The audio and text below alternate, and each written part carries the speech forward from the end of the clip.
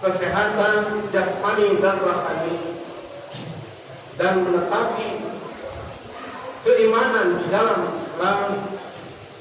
Mudah-mudahan keislaman kita bisa kita tingkatkan terus, keimanan kita tingkatkan tahap demi tahap dari waktu ke waktu, sehingga menuju ketakwaan kepada Allah.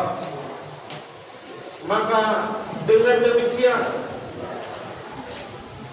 Allah telah memanggil kita dengan ayat tersebut bahwa kita tidak lama lagi akan kedatangan tamu yang agung, bulan yang mulia, yaitu bulan Ramadan. Pada bulan tersebut adalah manusia digembleng, dibina kesabaran dan kesadarannya untuk ditingkatkan keimanannya menjadi ketakwaan kepada Allah, dari muslim menjadi mukmin, dan kemukminannya ditingkatkan terus menjadi muttaqin. Sebagaimana yang arti daripada ayat tadi, wahai orang-orang yang beriman, sesungguhnya telah diwajibkan kepada kalian, kutiba alaikum syiyam, diwajibkan kepada kalian berpuasa, kama kutiba alal ladzina min qablikum, sebagaimana diwajibkannya kepada orang-orang sebelum kamu. Jadi kewajiban berpuasa itu pun dilakukan sejak kerasulan Nabi Adam alaihissalam. Karena Islam, dinul Islam, awal dinul Islam min Rasulil Adam alaihissalam. Jadi awalnya tatanan kehidupan yang selamat, tatanan kehidupan Islam itu adalah dengan awal kerasulan, kekhalifahan Nabi Adam alaihissalam. Allah, nabi-nabi terdahulu usianya begitu banyak, begitu panjang. Nabi Adam alaihissalam kurang lebih 930 tahun usianya. Sedangkan umat Nabi Muhammad adalah usianya pendek-pendek. Nabi Nuh alaihissalam usianya kurang lebih 950 tahun, digunakan untuk ibadah kepada Allah selama kehidupannya berjuang di jalan Allah. Nabi Allah Ibrahim alaihissalam paling pendek, beliau meninggal wafat pada usia 175 tahun. Sedangkan putranya Nabi Ismail 137 tahun. Semuanya digunakan untuk mengabdi kepada Allah, beribadah kepada Allah. Bagaimana umat Nabi Muhammad yang usianya ada yang 30 tahun meninggal, ada yang 40 tahun. Jarang sekali, dan untuk saat ini sangatlah aneh kalau sampai ada yang ratusan tahun umat Nabi Muhammad. Walaupun ada mungkin dari sekian juta orang manusia di saat ini, hanyalah 1-2 orang yang mencapai ratusan tahun. Umat Nabi Muhammad hanya terukur dengan ukuran usianya Nabi Muhammad SAW, yaitu 63 tahun. Sedangkan umat-umat sebelumnya ada yang melakukan di siang harinya puasa, pada malam harinya dia melakukan qiyamul lail, digunakan untuk ibadah. dalam kurang lebih 83 tahun.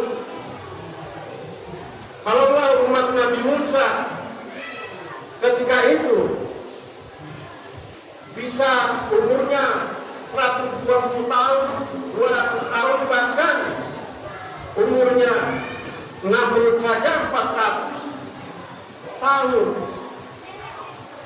Bagaimana mungkin umat Nabi Muhammad akan menyamai ibadahnya umat-umat terdahulu?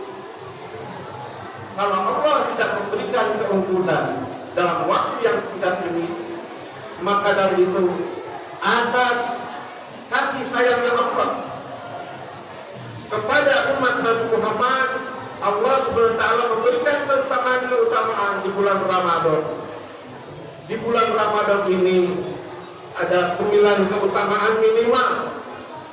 Bulan Ramadan pertama adalah bulan diturunkannya kitabullah Al-Quranul Karim yang menjadi pedoman hidup untuk kita, yang harus kita serap, kita yakini dengan kalbu kita, kita ikrarkan dengan ucapan lisan kita, dan kita laksanakan perintah dari Al-Quran tersebut sesuai dengan penjelasan dari Rasulullah di dalam Al-Hadis.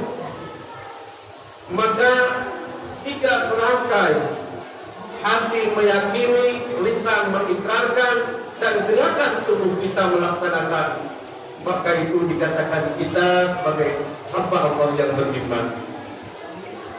Al-Quran adalah petunjuk bagi kita, hudan linnas wa bayyinatin minal huda wal furqan, petunjuk bagi sekalian manusia, ya, yang membedakan mana hak dan batil.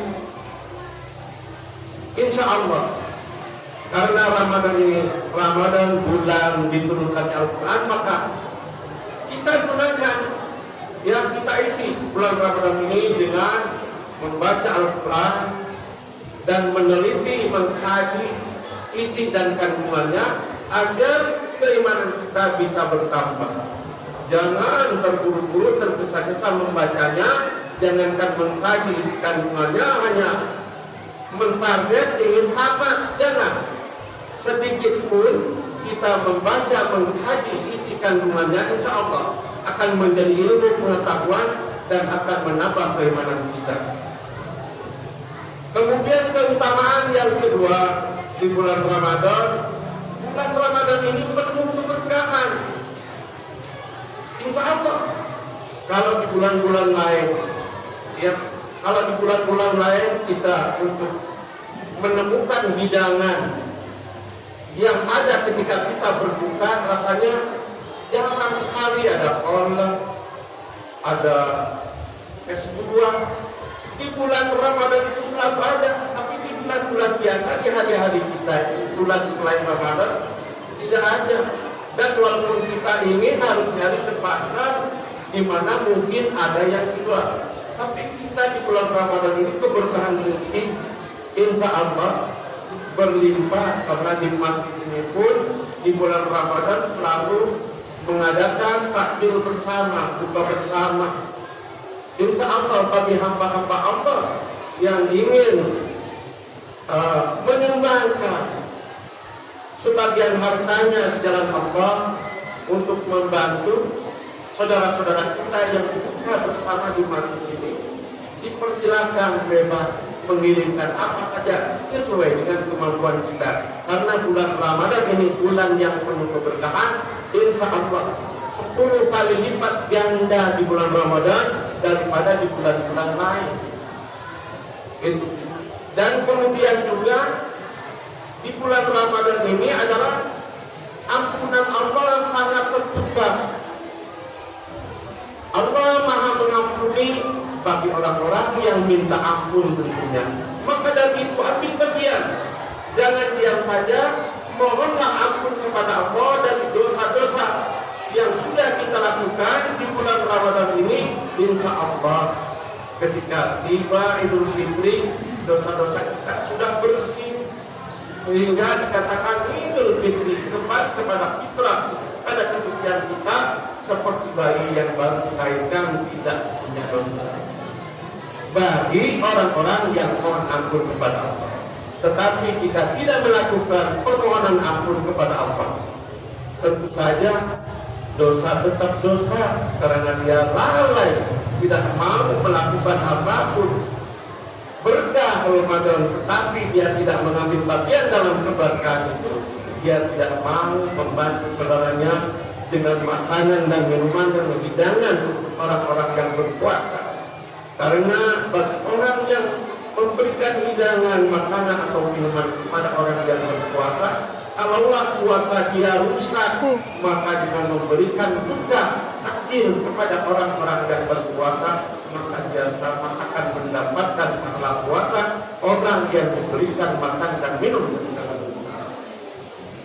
Mungkin kalau puasa kita sendiri, kita masih banyak tidak bisa menjaga perkataan yang dilarang oleh Allah.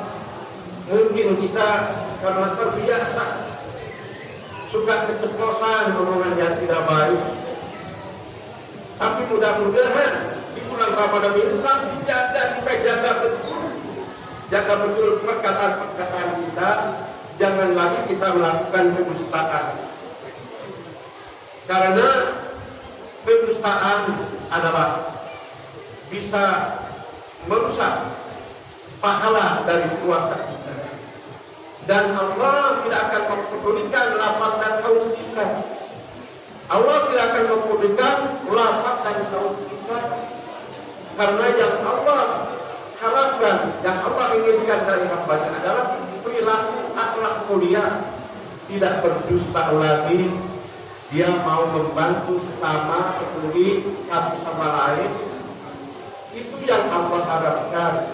Jadi puasa kita hanya menahan lapar dan haus saja, hanya mendapatkan lapar dan haus. Tetapi kalau kita masih melakukan dosa-dosa kemaksiatan atau dusta di bulan Ramadan ini, maka Allah tidak akan memperhatikan kita.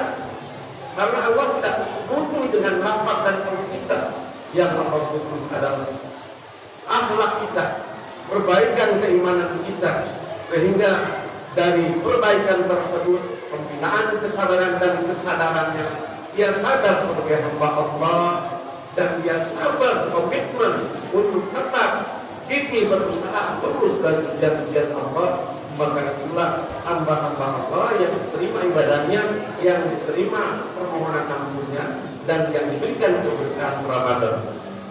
Dan di bulan Ramadan ini, karena usia umat Nabi Muhammad itu pendek, sebagaimana tadi usia umat sebelum Nabi Muhammad itu ratusan tahun, yang paling pendek saja 82 tahun adalah Nabi Allah Idris, putra dan Nabi Adam.